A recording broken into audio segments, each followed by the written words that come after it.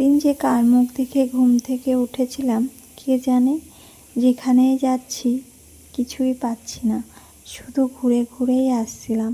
সকাল থেকে রাত পর্যন্ত ঘুরেই গেলাম, কারণ বিকেলবেলায় মার সাথে গিয়েছিলাম একটা দোকানে কিছু কেনাকাটা করব বলে।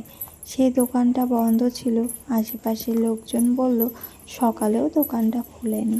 তা বাড়িতে চলে এসে রেডি হলাম বাজারে যাব বলে।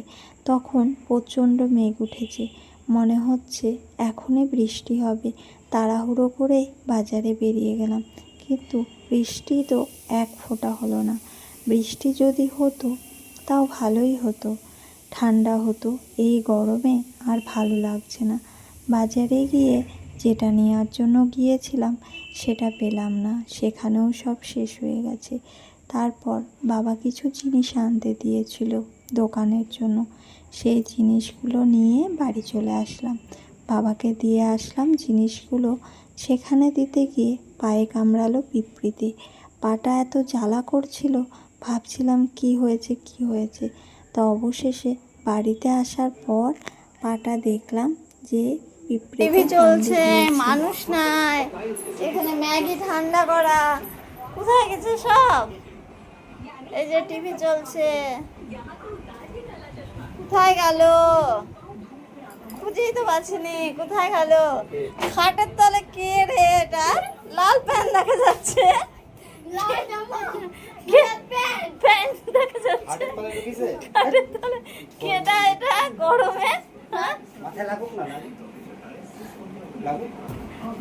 ও ভেবেছে বাবা মা খুব রসগোল্লা আনতে।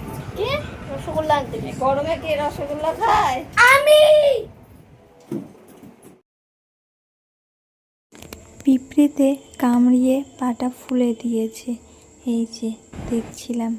আর এদিকে আমার মা নাতির বায়নাতে চলে গিয়েছিল দোকানে মিষ্টি আনার জন্য। ফাইনালি মিষ্টিটা তো অবশেষে পাওয়া গেছে। ভাবলাম আজকে হয়তো মিষ্টিটাও পাবো না, তা যাই হোক মিষ্টি পাওয়া গেছে। মা নিয়ে এসেছিল কালো মিষ্টি, সাদা মিষ্টি, আর এই যে গজা।